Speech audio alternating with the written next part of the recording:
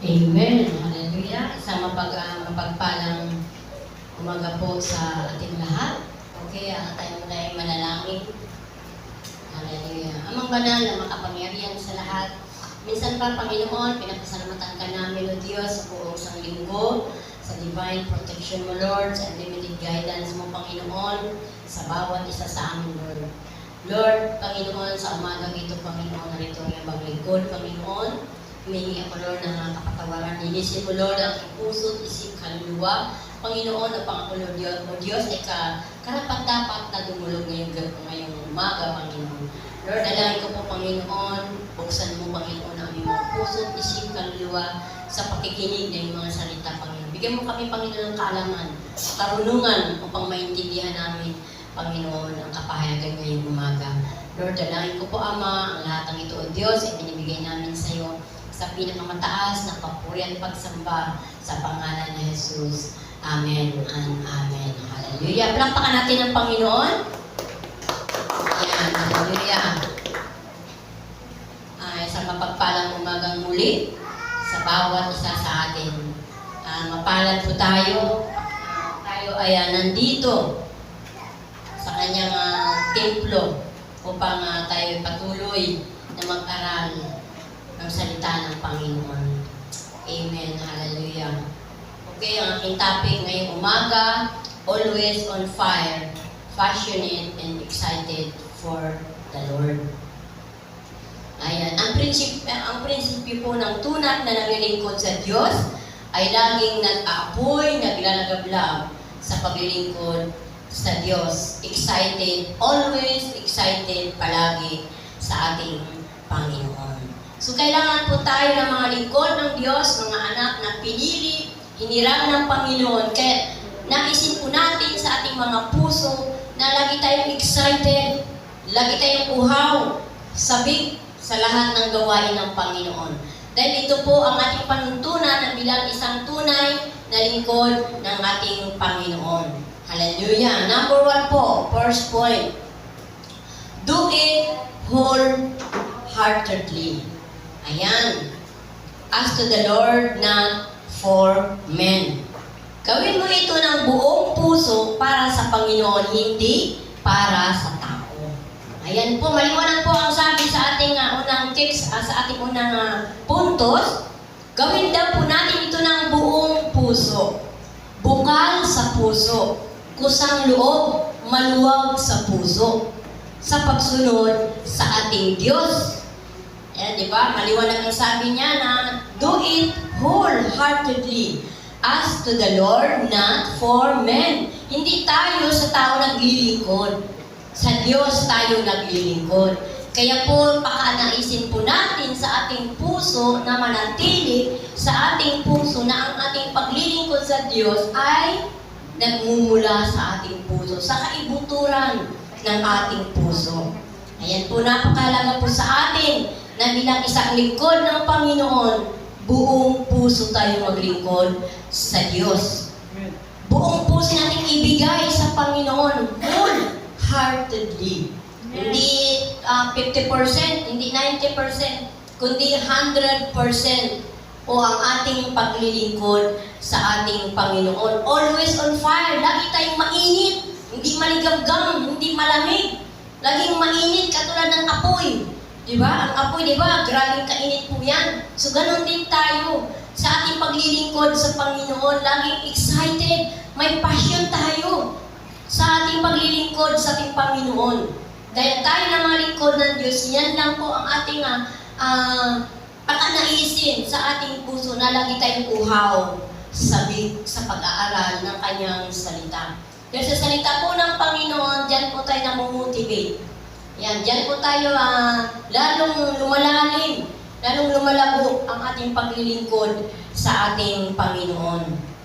Yan po, anuman ang ating ginagawa, gawin ninyo ng buong puso na parang ito yung command ng Panginoon. Basahin po natin sa Colossus 3:23-24. Ayan. Anuman ang inyong ginagawa, gawin ninyo ng buong puso na parang sa Panginoon kayo naglilingkod at hindi sa mga tao. Sapagkat si Kristo ang Panginoong pinaglilingkuran ninyo at alalahanin ninyong pagkalooban kayo ng Panginoon ng gantimpalang inilaan niya para sa inyo. Ayan. Maliwanag po, makikita po natin sa ating binasa sa teksto na anuman daw ating ginagawa. Saan man tayo pumunta, saan man tayo pumaroon, anuman ang ating ginagawa, dapat ay kalooban ng Panginoon. Dapat ay aayon sa kalooban ng Panginoon. Buong puso na tayong gawin ng lahat ay ang pinaglilingkuran po natin ang ating Amang nasa langit. Hindi tayo naglilingkod sa tao. Kasi sa tao, pag nakatingin ka sa tao, maaaring manlupay-pay ka, mamhina ka. Kasi ang tao ay merong kahinaan.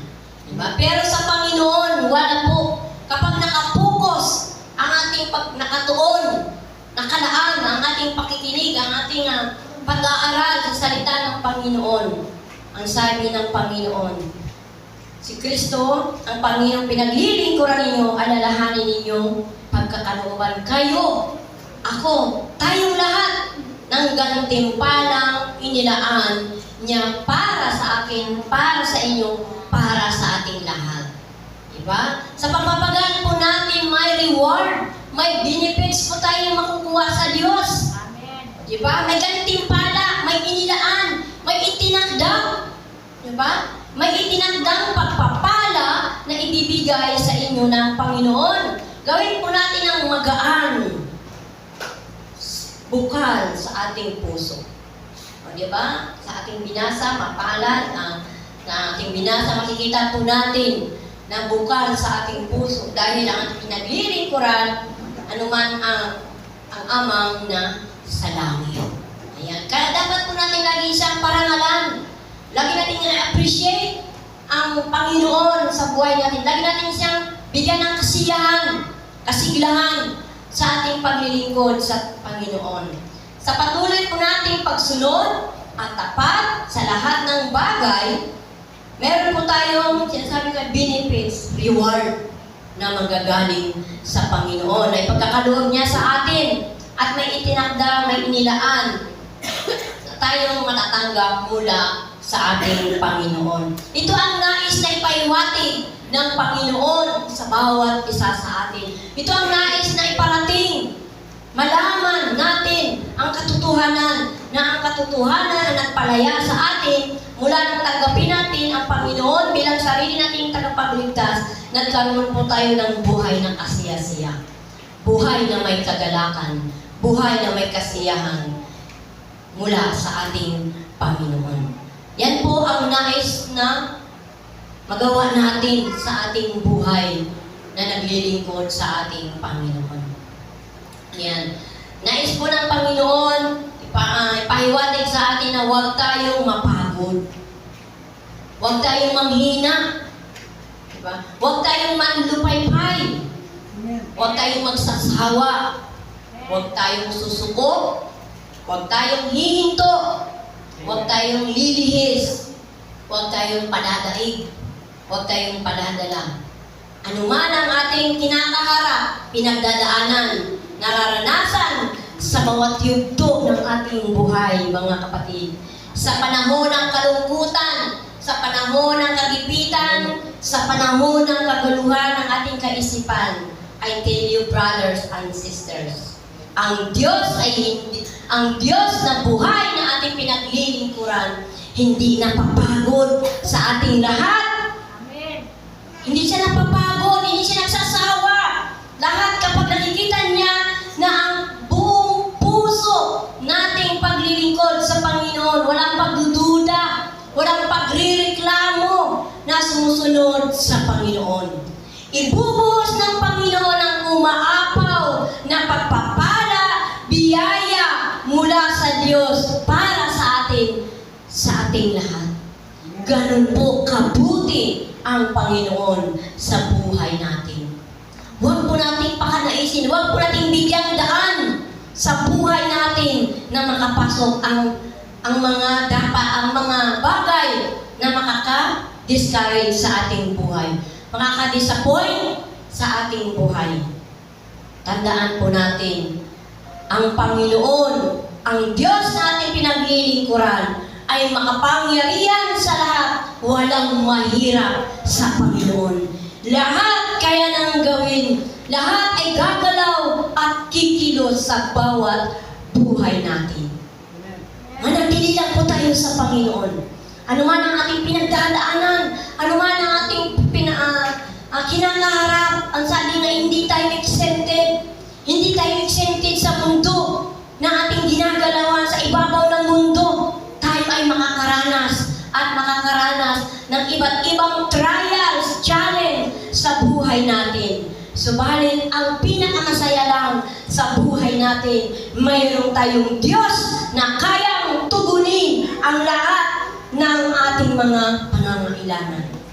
Mayroong tayong Diyos na kayang ibigay ang lahat ng ninanais sa puso mo, sa puso ko, sa puso nating lahat.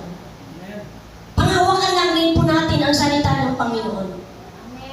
Panghawakan po natin, 100% po tayo magtiwala sa Panginoon. 100% po natin ang ating pananalig sa Panginoon. Ang ating pananampalataya sa Panginoon. Yan po ilaan natin sa ating paglilingkod sa ating Panginoon. Pansinin po natin ngayon, napakarami pong tao sa ngayon, saan po sila?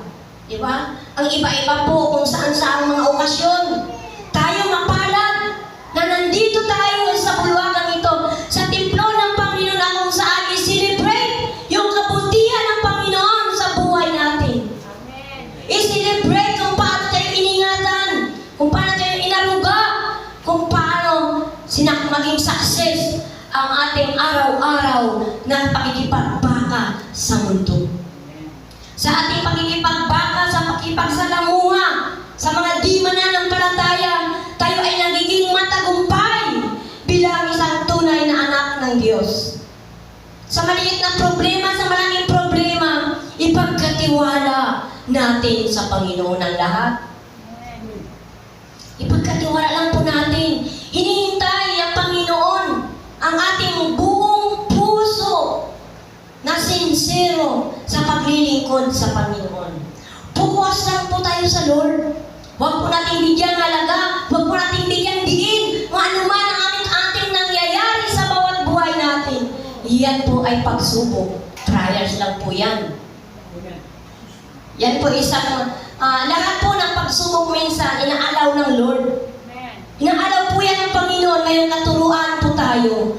Minsan naman sa tao, kaya nagkakaroon po tayo ng pagsubok dahil sa kapabayaan din po natin. Diba? Minsan sa mga maling desisyon, yan po inaani din po natin. Kaya po nagkakaroon din tayo ng mga hamon, trials sa buhay natin.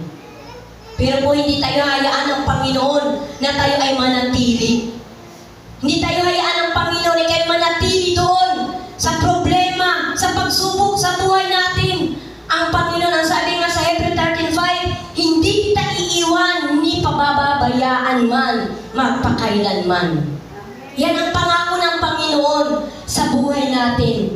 Yan ang pangako ng Diyos sa mga anak niya na minsan ay nanghihina. Pinapalakas tayo ng Panginoon.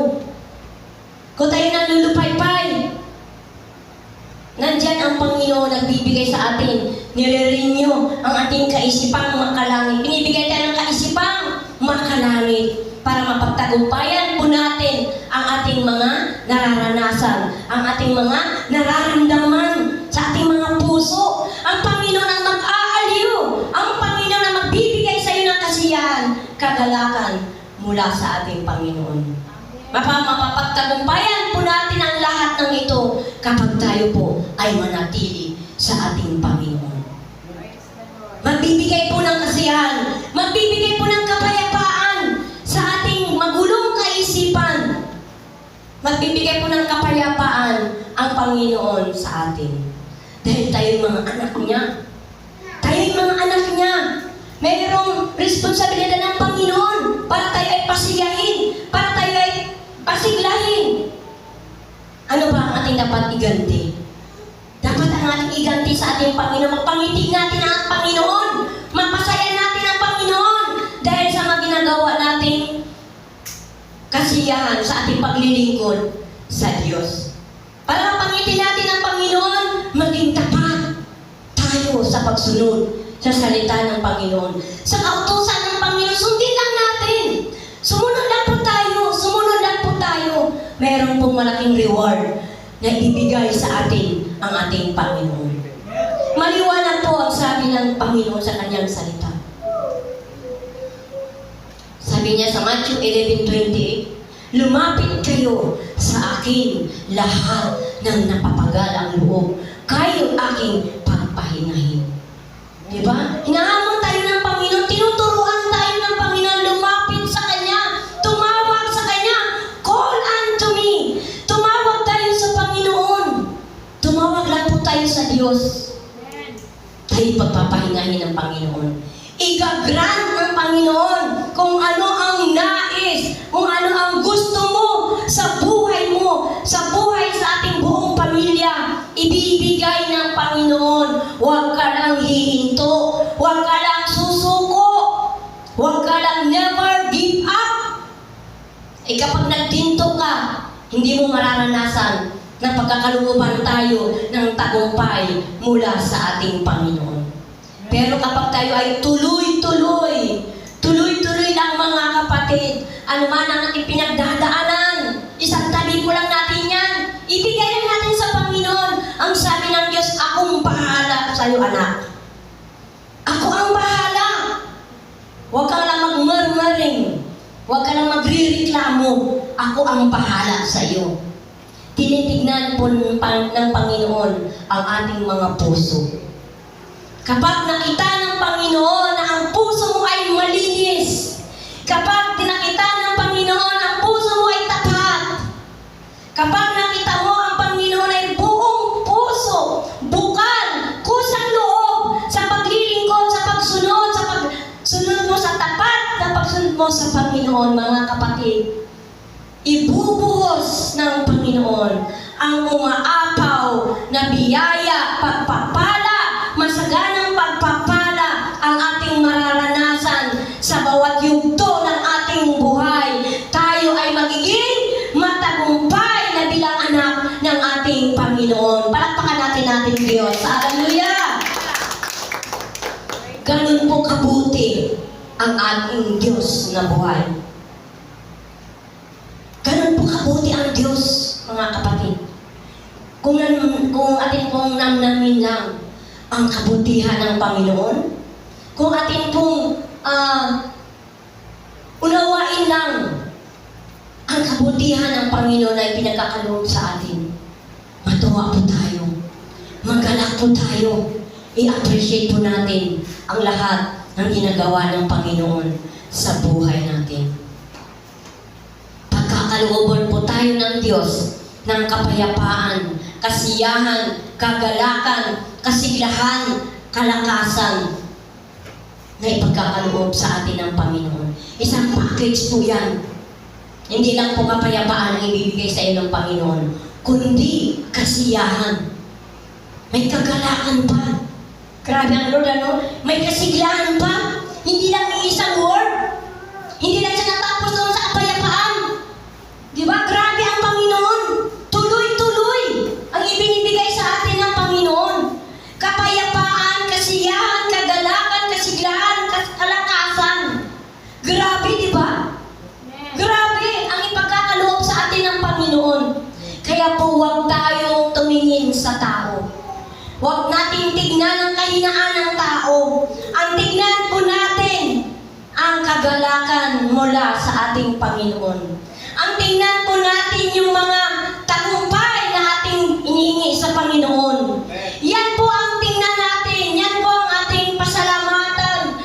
Magpasalamat po tayo sa Panginoon bawat minuto, bawat oras, saan man tayo pumupunta, iniingatan tayo ng Panginoon.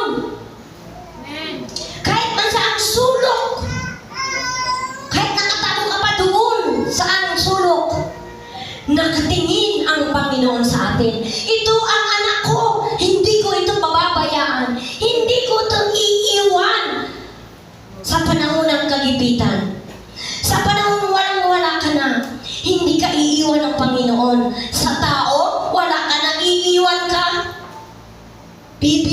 lang po ang tutulong sa iyo kung may bukal sa puso niya ang pagtulong sa iyo. Ganun po ang tao. Yan po ang realidad ng mga tao, lalo na kapag wala sa Panginoon. Kapag nasa Panginoon po, nandyan po ang kanyang awa, pag-unawa. Ganyan po ang kanyang pagtulong sa kanyang kapwa. Yan po ang kaibahan ng mananampalataya at di mananampalataya. Napakalaki po ang kaibahan ng naglilingkod sa Panginoon, ng may takot sa Panginoon, ng walang takot sa Panginoon. Pansinin po natin walang takot sa Panginoon. Nagkamali ka na, so gagalitan ka pa. Idadawin ka pa. Sasabihan ka pa kung ano-ano, di ba? Pero sa Panginoon, sa mga lingkod ng Panginoon, papayuhan ka ng mabaluwag sa iyong kalooban. Dudugtungan ka, dudugtungan ang kaisipan mong naguguluhan, dudugtungan niya ng Panginoon ng kapayapaan. Dudugtungan ng Panginoon ang lahat ng buhay natin. Kaya mga kapatid, ang ating topic, always on fire, passionate, and excited for the Lord. Lagi po natin pagkanaisin yan. Lagi po nating i-routine sa buhay natin yung laging uhaw, sabik, init.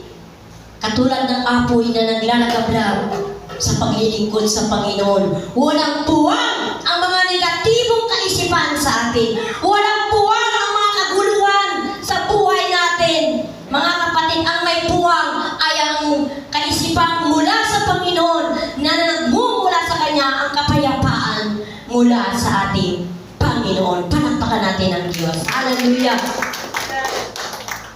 Hallelujah! Second point, do it with all your might. Gawin mo ito ng buong lakas. Sabi ng Panginoon, gawin mo ito ng buong lakas mula sa akin.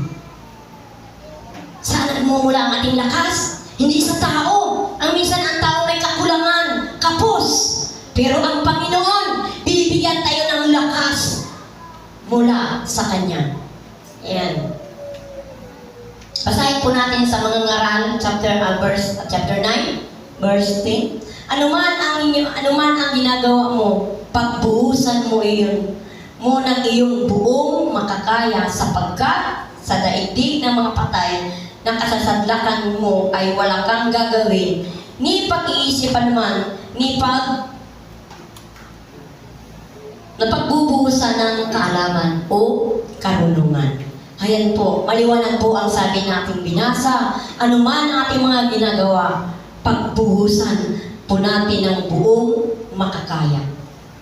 Pagbuhusan po natin ng buong lakas, buong inam, buong husay. Gawin natin ang the best effort for the Lord. Gawin po natin yun. Magagawa lang po natin yun galing sa Panginoon. Magagawa lang po natin ang lahat kapag ipinagkatiwala natin sa Panginoon ang lahat. Kapag humingi tayo sa Panginoon, Lord, bigyan mo ako ng lakas, hindi ko na kaya. Humingi ka sa Panginoon ng lakas. Ipagkakaloob po ng Panginoon ang lahat ng yan sa iyo. Basta nakikita ng Panginoon na sumusunod tayo sa Kanyang kalooban. Sumusunod tayo sa Kanyang kautusan. Tapat. Buong tapat tayo na sumusunod sa Kanyang kalooban. Mapapangiti po natin ang ating Panginoon. Mapapasaya po natin ang ating Panginoon kapag nakikita ng Diyos buong lakas ka na nagtitiwala, nananalig, nananampalataya sa Panginoon. Ipagkakaloob yan sa iyo ng Panginoon. Hindi maramot ang Diyos. Hindi katulad ng tao minsan maramot, madamot. Pero ang Panginoon, walang hanggan ibibigay niya sa atin. Walang hanggang pag-ibig, pagmamahal ang ipararamdam niya sa atin. Ganon kabuti ang Panginoon. Grabe, di ba? Namnamin lang po natin kung gaano tayo nang ka-excited nang makilala mo ang Panginoon. Dapat po sa atin, muli natin ibalik kung gaano tayo kauhaw, kasabik, ang gusto mo lang lagi lang sa church. Dapat ganun po tayo. Lagi kang excited sa lahat ng gawain. Dahil alam mo, sa pagpapagal mo sa Panginoon, may reward ang Diyos. May gantimpala ang Panginoon sa iyo. Unang-una ang buhay mo. Protect us. Ganun kabuti ang Diyos. Di ba yung iba, matutulog, minsan din nakagigising. Tayo, mapalad tayo. Humili lang tayo sa Panginoon, ibinibigay agad ng Lord. Kasi malakas ka sa Panginoon. Malakas ka, ako, ikaw, tayong lahat. Dahil anak ka ng Panginoon. Sa ating magulang, di ba pag tayo humingi, binibigyan tayo. Lalo na kapag masunurin ka, mabait kang anak. Grabe po sa magulang yun. Malaking impact sa isang magulang kapag ang anak niya ay nakikita niyang sumusunod, mabait. Nandun ang pagsunod, paggalang, respeto sa magulang. Kaming mga magulang, tuwang-tuwa po kami. How much more sa Panginoon na naglikha sa atin. Lahat kaya niyang ibigay. Sa tao, limitado ang pagbigay sa atin. Pero ang Panginoon, wala. Wala siyang katulad. Lahat ng inihiling mo, lahat ng desire ng puso mo, ika-grant yan ng Panginoon. Ika-grant ang Panginoon. Magpatuloy ka lang, kapatid. Huwag kang hihinto. Huwag kang susuko. Huwag kang lilihis. Huwag kang padadala. Kung ano man ang ating nararanasan, ano man ang ating kinakaharap, ano man ang ating pinagdadaanan sa ngayon. Ganun kabuti ang Panginoon. Ipagkakaloon ng Diyos ang lahat ng nais ng buhay natin. Ganun po kabuti. Ganun po makapangyarihan ng Panginoon. Ang sabi niya, walang mahirap sa Panginoon. Walang imposible sa Panginoon. Lahat na gagawa niya, kikilos at gagalaw sa buhay mo, sa buhay ko, sa buhay nating lahat. Palakpakan natin ang Panginoon. Hallelujah. Gagalaw ang Panginoon. Kikilos ang Panginoon dahil siya ay makapangyarihan. Kaya niyang gawin ang lahat, mga kapatid. Kaya tayo pagpalain ng Panginoon. Ngayon, ganyan tayo, pero that someday, lahat payayamanin tayo ng Panginoon. Lahat ng desire ng puso natin, mag-uumapaw ang pagpapala mula sa Panginoon. Lahat ng ating mga pangarap sa ating pamilya, ibibigay yan ng Panginoon kapag tapat ng sumusunod sa Panginoon. Ganon kabuti ang Diyos. Hallelujah. Kaya po, gusto ko lang pong i-recap ang ating pinag-aralan. Always on fire, passionate and excited for the Lord. Yan po ang ating topic. Verse 12, do it wholeheartedly as the Lord, not for men. Gawin mo ito ng buong puso sa Panginoon, hindi sa tao. Ayan. Number 2 po, do it with all your mind. Gawin mo ito ng buong lakas. Salamat sa Panginoon. Palakpakan natin ang Panginoon. Hallelujah. Ang encourage ko lang po sa bawat isa sa atin. Always on fire. Excited tayo palagi sa gawain ng Panginoon. Laging mainit katulad ng apoy na naglalagablam. Hindi mainit, hindi maligamgam, hindi malamig, kundi mainit na paglilingkod sa ating Panginoon. Laging uhaw, sabik sa presensya ng Panginoon. Tayo po tayong lahat. Hallelujah. Oh, hallelujah. We worship you, God. We worship you, Lord. Oh, hallelujah, Panginoon. Salamat po, Panginoon, sa umagang ito. Sa napakaganda, Panginoon, ng pinag-aralan, Panginoon, pinagbulay-bulayan Panginoon, ang iyong mga buhay, hiwaga ng mga salita mo, Panginoon. Lord, ang dalangin ko po, Panginoon, ay declare po, Panginoon. Magawa namin po, Panginoon, ang ayon sa iyong kalooban po, Panginoon. Lord, dalangin ko po, Panginoon, lagi kaming mainit sa paglilingkod sa inyo po, Panginoon. Lagi kaming uhaw, sabik, Panginoon, sa paglilingkod namin sa inyo, O Diyos. Lord, nais ito, Panginoon, ang aming mga puso. Panatilihin mo, Panginoon, ito sa aming mga puso, Panginoon. Ang aming paglilingkod sa inyo. Habang kami nabubuhay, O Diyos, maglilingkod kami sa inyo po, Panginoon. Pararangalan ka namin, Panginoon. Paningitian ka namin, Panginoon. Pasisiglahin ka namin, Panginoon. Ang lahat ng ito, O Diyos, ay magagawa namin sa lakas mo na ibibigay mo sa amin. Ayon sa iyong kalooban po, Panginoon. Salamat. Salamat po, Panginoon. Salamat, Lord, sa mga salita mo ngayong umaga po, Panginoon.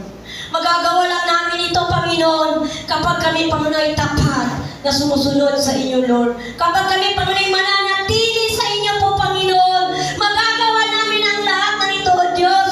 Lord, pagkakaluban mo kami, Panginoon, na nag-uumapaw ng biyaya, Panginoon, na itinanda, inalaan mo sa bawat pamilya ngayong umaga po, Panginoon. Salamat po, Diyos. Salamat po, Panginoon. I bless them, O Lord, ang iyong mga salita po ngayong umaga. Pagpalain mo ito, O Diyos. Pagpalain mo rin, Panginoon, ang iyong mga anak, yung mga lingkod, yung mga pinili, yung mga hinirang ngayong umaga po, Panginoon, na kung saan nandito kami, Panginoon, upang i-celebrate, Panginoon, ang iyong kabutihan, Panginoon. Salamat. Salamat po, Ama. Salamat, Lord. Lord, sa iyo namin ibinibigay ang pinakamataas na pagsamba, pasasalamat, papuri, parangal, parangal para sa iyo. Parangal para sa iyo lamang, Panginoon. Wala kang ibang pararangalan, kundi ikaw na Diyos na buhay na aming pinaglilingkuran. Salamat po, Ama. Salamat po, Diyos. Sa pangalan ni Jesus. Amen and Amen.